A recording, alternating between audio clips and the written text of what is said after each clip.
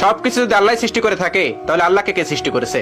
এই প্রশ্নটির সম্মুখীন আমরা প্রায়ই হই, যেটা অমুসলিমদের কাছে হতে পারে, যেটা নাস্তিকদের কাছে হতে পারে, এবং আমাদের মতো মুসলমানদের মাথায়ও এই রকম প্রশ্ন ঘোরে। এই প্রশ্নটির উত্তর আমি আপনাদেরকে দিয়ে দিব ছোট্ট একটা ঘটনার মাধ্যমে। তো চলুন শুরু করা যাক সেই ঘটনাটি। একবার ইরাকে সমস্ত নাস্তিকের একত্রিত হলো এবং সেখানকার সমস্ত আলেমদের ডাকলো এবং বলল, তোমরা যদি আমাদের 4টা প্রশ্নের উত্তর দিতে পারো তাহলে আমরা ইসলাম ধর্ম গ্রহণ করে নেব, আমরা মুসলমান হয়ে যাব, আমরা নাস্তিক থাকবো না। তারপর সকল আলেমরা বলল, ঠিক আছে, তোমাদের প্রশ্ন 4টি করো, আমরা প্রশ্ন উত্তর দেওয়ার চেষ্টা করব। নাস্তিকদের প্রথম প্রশ্ন হলো, আমরা তো এখন সবাই এখানে উপস্থিত আছি, তাহলে আল্লাহ তাআলা কি করছেন? এটিই ছিল তাদের 1 নম্বর প্রশ্ন। তাদের 2 নম্বর প্রশ্ন, আল্লাহ তাআলা গোটা পৃথিবীকে কিভাবে পরিলক্ষিত করে, কিভাবে তিনি গোটা পৃথিবীকে একা পরিচালনা করেন? একা দেখা তো সম্ভব না, তিনি কি করে একা এগুলো পরিচালনা করেন? এটি ছিল তাদের দ্বিতীয় প্রশ্ন। তাদের 3 নম্বর প্রশ্ন, মুসলমানদের নবী হযরত মুহাম্মদ সাল্লাল্লাহু আলাইহি ওয়াসাল্লাম মিরাজে গিয়েছিলেন, পৃথিবীর এই আহ্নিক গতি ভেদ করে আসমানের কোন দরজাতে তিনি আসমানে প্রবেশ করলেন এবং আল্লাহর সঙ্গে দিদার করলেন? এটি ছিল তাদের তৃতীয় প্রশ্ন। এবং তাদের সর্বশেষ প্রশ্ন, আল্লাহ তাআলার আগে কে, আল্লাহ তাআলাকে কে সৃষ্টি করেছেন? এই ছিল তাদের মোট 4টি প্রশ্ন। সেখানে থাকা সকল আলেমরা উত্তর দেওয়ার চেষ্টা করলো, কিন্তু কেউ সৎ উত্তর দিতে পারলো না, কারণ এই প্রশ্নগুলি খুবই কঠিন প্রশ্ন, যার উত্তর দেওয়া তো সহজ না। তারা কেউ পারল না তাদের উত্তর দিতে। ওই সবস্থল থেকে কিছুটা দূরেই ইমামে আজম আবু হানিফা রাহমাতুল্লাহর বাড়ি ছিলেন। আপনারা অনেকেই জানেন, ইমাম আবু হানিফা রাহমাতুল্লাহ কাপড়ের ব্যবসায়ী ছিলেন। তো শহরের পাশেই তার বাড়ি ছিলেন। তার কানেই খবরটি গেল। তিনি জানতে পারলেন সবস্থলে এই ঘটনাটি ঘটছে। তিনি দ্রুত বাড়ি থেকে বের হয়ে সেই সবস্থলে উপস্থিত হলেন। তার বয়স তখন মাত্র 13 বছর। তখন তিনি 30 পারা কোরআনের হাফেজ। তিনি সেখানে উপস্থিত হলেন এবং তিনি পিছন থেকে বললেন, আমি তোমাদের এই 4টি প্রশ্নের উত্তর দিতে চাই। সবাই সেখানে অবাক হয়ে গেল, এই ছোট্ট বাচ্চাটি এই কঠিন কঠিন প্রশ্নের উত্তর দেবে? অবাক হয়ে তাকে ডেকে নিল এবং বলল, তুমি আসো। তিনি বললেন, আমি তোমাদের এই সকল প্রশ্নের উত্তর দিব। সবাই রাজি হলেন। তিনি বললেন, প্রশ্ন কে করবে? একজন দেখিয়ে দিলেন, ওই যে মঞ্চে যে বসে আছেন উনি প্রশ্ন করবে। চেয়ারে বসে থাকা ওই লোকটিকে আবু হানিফা রাহমাতুল্লাহ বললেন, তুমি যখন আমাকে প্রশ্ন করবে তখন তুমি আমার ছাত্র, আমি তোমার শিক্ষক, তাহলে আগে তুমি আমাকে ওই চেয়ারে বসতে দাও, আর তুমি নিচে দাঁড়িয়ে আমাকে প্রশ্ন করবে। উদ্ভট হলেও এটি তারা মেনে নিয়েছিল।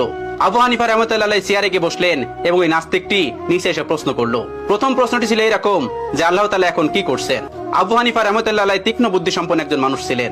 আল্লাহ তাআলা তাকে অনেক হিকমত দিয়েছিলেন, অনেক জ্ঞান দিয়েছিলেন। তিনি উত্তর দিলেন, আল্লাহ তাআলা এই মুহূর্তে তোমার মতো বেকুবকে চেয়ার থেকে নামিয়ে আমাকে চেয়ারে বসিয়ে দিয়েছেন।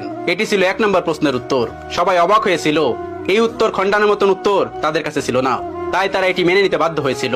এবার তিনি বলেছিলেন, এবার তোমার দ্বিতীয় প্রশ্নটি করো। দ্বিতীয় প্রশ্নটি করলো, আল্লাহ তাআলা একা এই পুরো পৃথিবীকে কিভাবে পরিচালনা করে? একা তিনি পুরো পৃথিবীকে কিভাবে দেখেন? তিনি তাদেরকে 4 কোণাওয়ালা একটা ঘরে নিয়ে গেলেন এবং সেই ঘরে একটা বাতি জ্বালালেন, একটা মোমবাতি। এবার তিনি বললেন, এবার বলো, এই আলোর মুখ কোন দিকে, এই আলোর চোখ কোন দিকে? তারা কোনো উত্তর দিতে পারলো না। তারা বলল, এই আলো তো ছড়িয়ে পড়েছে। তিনি তাদেরকে বললেন, আল্লাহ তাআলা নূরের তাজাল্লির মাধ্যমে গোটা পৃথিবীতে এভাবে ছড়িয়ে রেখেছেন এবং তিনি সবকিছু দেখতে পান এই নূরের মাধ্যমে। এই প্রশ্নের উত্তর নাস্তিকদের কাছে ছিল না, তারাও এটি মেনে নিয়েছিল। তৃতীয় প্রশ্ন করা হলো, হযরত মুহাম্মদ সাল্লাল্লাহু আলাইহি ওয়াসাল্লাম পৃথিবীর আহ্নিক গতি ভেদ করে আসমানের কোন দরজা দিয়ে আল্লাহর সঙ্গে মেরাজ করতে গেছিল? তখন আবু হানিফা রাহমাতুল্লাহ হাতে একটা ডিম নিলেন এবং বললেন, এই ডিমটি থেকে 22 থেকে 23 দিন পরে বাচ্চা ফুটে বের হবে। এবার তোমরা বলো, এই ডিমটির বাচ্চা কোন দিক থেকে বের হবে? তারা বললেন, এটি ঠোঁট দিয়ে ডিম ভেঙে বের হবে। তিনি বললেন, কোন দিক দিয়ে বের হবে? তারা বললেন, এটা আমাদের জানা নেই। এবার ইমাম আবু হানিফা রাহমাতুল্লাহ বললেন, আল্লাহ তাআলা তার বান্দাকে আসমানে নিবেন কোন দরজা দিয়ে নিবেন এটি আল্লাহ তাআলা ভালো জানেন। এটা আল্লাহ তাআলার কাজ, তোমার আমার কাজ না। আসমান তার, আসমানের যে কোনো জায়গা দিয়ে তার নবীকে আসমানে নিতে পারেন। চতুর্থ প্রশ্ন, যেটি সব থেকে গুরুত্বপূর্ণ, আল্লাহ তাআলাকে কে সৃষ্টি করেছেন? আল্লাহ তাআলার আগে কে?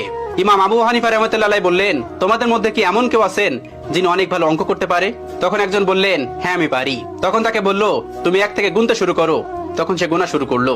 1 2 3 4 5 6 7 8 9 10 10 পর্যন্ত গোনার পর আবু হানিফা রাহমাতুল্লাহ তাকে থামিয়ে দিলেন এবং তাকে বললেন, এবার তুমি উল্টো দিক দিয়ে গোনা শুরু করো। তিনি গোনা শুরু করলো 9 8 7 6 5 4 3 2 1।